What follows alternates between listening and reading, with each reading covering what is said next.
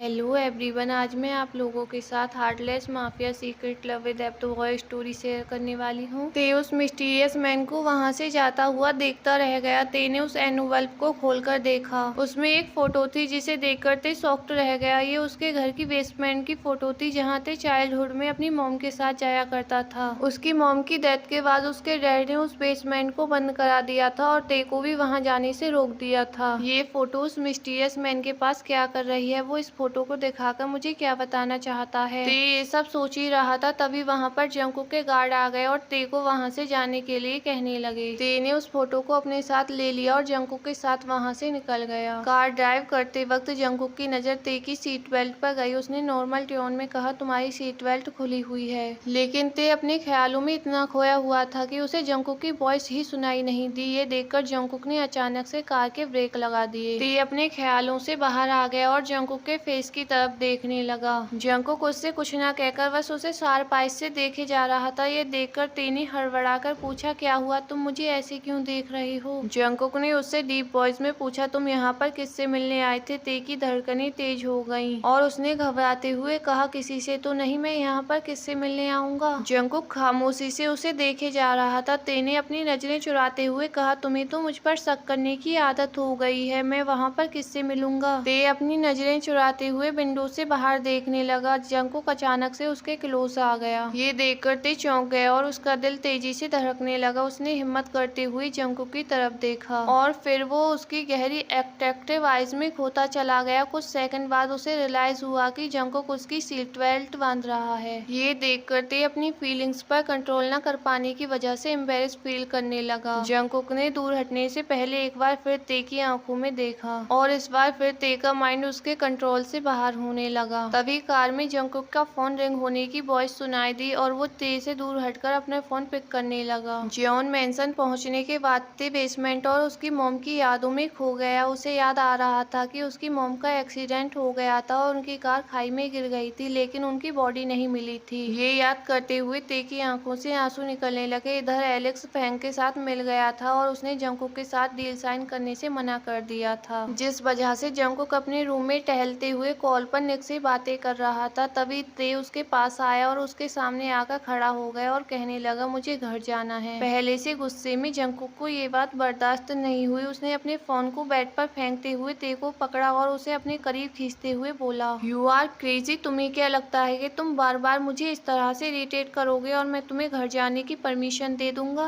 ते ने स्वर करते हुए कहा, मुझे डैड से कुछ जरूरी बात करनी है, उसके बाद मैं वापस आ जाऊंगा, आई प्रॉमिस। जंकुक एकदम से उसे खुद से दूर करने लगा। तभी उसकी चोट में तेज पेन हुआ, जिसकी वजह से उसके फेस पर पेनफुल एक्सप्रेशन आ गई। ये देखकर ते बहुत ज्यादा घबरा गया और उसकी तरफ जाते हुए बोला, क्या हुआ तुम्हें, तुम ठीक हो ना? जंकुक के शोल्डर से अब ब्लड आने लगा था। उसने अपने शोल्डर पर हाथ रख लिया और ते को डांटते हुए कहा, तुम इसी वक्त अपने रूम में जाओ। ते जंकुक की हालत देखकर घबरा गया और फर्स्ट एड बॉक्स की तरफ जाते हुए बोला, तुम यहाँ पर बैठ जाओ प्लीज। ते ने फर्स्ट एड बॉक्स उठाया। इतने में उसे फिर से जंकुक की वॉइस सुनाई दी, मैंने तुमसे कहा ना अपने रूम में जाओ। ते ने फर्स्ट एड बॉक्स बेड पर रखा और जंकुक को बेड पर बैठाते हुए कहा, मैं कहीं नहीं जाने वाला, मुझे इसे ठीक करने दो। ते बच्चों की तरह जिद करते हुए जंकुक के जख्मों पर मेडिसिन अप्लाई करने लगा। उसने जल्दबाजी में जंकुक के शर्ट के 2 बटन खोले और शोल्डर से ब्लड को क्लीन करने लगा। अब जंकुक पूरी तरह से शांत हो चुका था और खामोशी से ते को देखे जा रहा था। जब ते की नजर जंकुक पर गई तो उसकी हार्ट बीट फास्ट हो गई। उसे फील हुआ कि जंकुक की निगाहें उससे कुछ कह रही हैं और वो उसकी तरफ खिंचा चला जा रहा है। वैसे तो वो जंकुक के क्लोज पहले भी इस तरह से आया है, पर आज सिचुएशन कुछ अलग है। अचानक से रूम में साइलेंट हो गया और दोनों की आंखों में एक दूसरे के लिए फीलिंग दिखाई देने लगी। दोनों बेख्याली में एक दूसरे को देखे जा रहे थे। तभी जंकुक की आंखें ते के लिप्स पर आकर रुक गईं। ये देखकर ते की हार्ट बीट और भी ज्यादा फास्ट हो गई और वो गहरी सांसें लेते हुए जंकुक के फेस की तरफ देखने लगा। जंकुक उसके क्लोज आ रहा था। ये देखकर उसने घबराते हुए अपनी हाथों की मुट्ठियां भींच ली और आंखें बंद कर ली। अगले ही सेकंड उसे एक वॉइस सुनाई दी, ये तुम क्या कर रहे हो? ते ने चौंक कर डोर की तरफ देखा। वहाँ यूना खड़ी हुई थी और ते को गुस्से में देख रही थी। यूना जल्दी से जंकुक के पास जाकर बोली, ओ माय गॉड जंकुक, ये क्या हुआ? मैं अभी डॉक्टर को कॉल करती हूँ। यूना को पैनिक करते हुए देखकर जंकुक ने अपनी शर्ट को शोल्डर से ऊपर करते हुए कहा, नो आई एम ओके। ते यूना की तरफ चिढ़ते हुए देख रहा था। ना जाने क्यों यूना का उस वक्त वक्त वहाँ आना और जंगकुक के लिए इतना परेशान होना उसे अच्छा नहीं लग रहा था। यूना ने ते की तरफ कोल्डली देखते हुए पूछा, तुम यहाँ पर क्या कर रहे हो? ते भी उसकी तरफ शार्प आइज से देखते हुए बेड से खड़ा हो गया और जंगकुक की तरफ देखते हुए कहा, मुझे जंगकुक से कुछ जरूरी काम था।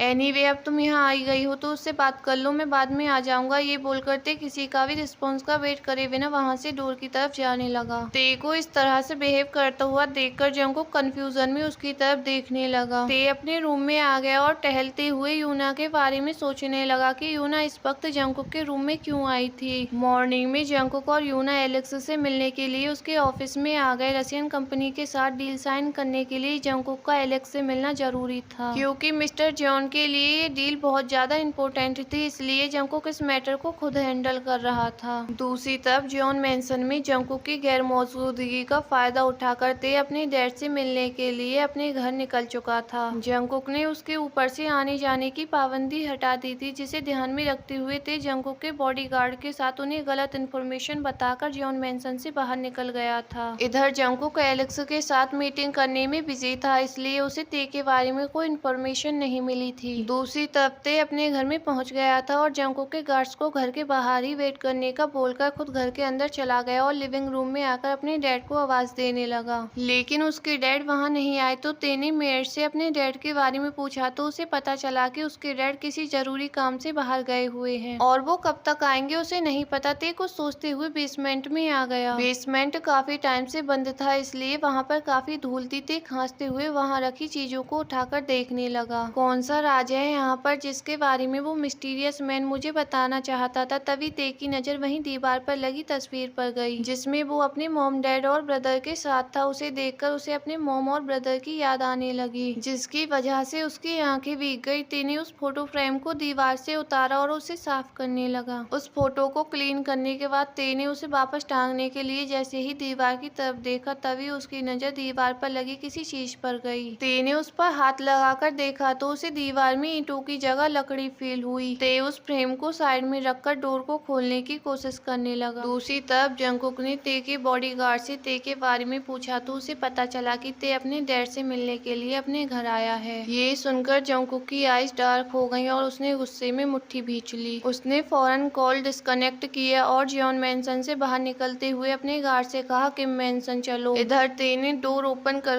बाहर देखा तो वो उसके घर की बैक साइड थी, जहाँ जंगल था और वहाँ जाने के लिए घर से कोई भी रास्ता नहीं था। डैड ने यहाँ जाने के लिए रास्ता बनवाया था तो इसे इस तरह से छुपा कर क्यों रखा था? यही सोचते हुए ते डोर से बाहर निकल गया। बाहर अंधेरा होने लगा था, इसलिए उसने अपना फोन निकाल लिया, जो घर के अंदर आने से पहले जंगकुक के बॉडीगार्ड ने ते को वापस दे दिया था। ते ने फोन की टॉर्च को ऑन किया और आसपास देखने लगा। कच्चे रास्ते पर चलने की वजह से वो थककर वहीं खड़ा हो गया और कहने लगा, यहाँ तो कुछ भी नहीं है, लगता है मैंने उस मिस्टीरियस मैन की बात को ज्यादा ही सीरियस ले लिया। ये कहते हुए ते वापस घर की तरफ जाने लगा, तभी उसे उस फोटो का ख्याल आया जो उसे मिस्टीरियस मैन ने दिया था। ते ने उस फोटो को अपनी पॉकेट से बाहर निकाला और खोलकर देखने लगा। उसमें वो सीक्रेट डोर नजर आ रहा था। ते उसे फिर से अच्छे से देखने लगा, तभी उसकी नजर डोर के लॉक पर लगे ब्लड पर गई। ये देखकर ते की हैंड शिवर करने लगे और वो क्राई करते हुए फ्लोर पर बैठ गया। कुछ देर बाद वो खुद को संभालते हुए बोला, पर ये ब्लड है किसका? तभी उसका हाथ मिट्टी में पड़ी किसी नुकीली चीज पर रख गया। ते ने जल्दी से अपने हाथ को पीछे किया, उसके हाथ से ब्लड आने लगा था। ते ने अपना फोन उठाकर उस नुकीली चीज पर लाइट डाली। मिट्टी में पड़ी वो नुकीली चीज चमक रही थी। ते ने उसे पकड़कर मिट्टी से बाहर खींच लिया और वो उसे देखकर एक बार फिर से शॉक्ड रह गया। वो नुकीली चीज और कुछ नहीं, उसकी मॉम का नेकलेस था। ते को याद था कि उसने ये नेकलेस अपने मॉम के गले में उसी दिन देखा था जिस दिन उनकी डेथ हुई थी। ये याद आते ही ते की होल बॉडी शिवर करने लगी और वो बदहवासी में अपने हाथों से वहाँ की मिट्टी को हटाने लगा। वो बहुत देर तक रोते हुए उस जगह से मिट्टी हटाता रहा। बारिश की वजह से मिट्टी गीली थी, इसलिए उसे कोई प्रॉब्लम भी नहीं हो रही थी। तभी उसे पीछे से अपने डैड की वॉइस सुनाई दी, ते, लेकिन ते ने उन्हें कोई रिस्पॉन्स नहीं दिया, बस रोते हुए उस जगह से मिट्टी हटाता रहा। ये देखकर मिस्टर किम घबराते हुए उसके पास आ गए और उसे वहाँ से हटाने की कोशिश करने लगे। ते, ये तुम क्या कर रहे हो? बेटा उठो, यहाँ से मेरे साथ अंदर चलो। ते रुक गया और अपने डैड की तरफ देखते हुए गुस्से में बोला, यहाँ किसकी बॉडी है डैड? मिस्टर किम शॉक्ड रह गए और ते के फेस की तरफ देखने लगे। ते की आंखों में तेज गुस्सा नजर नजर आ रहा था।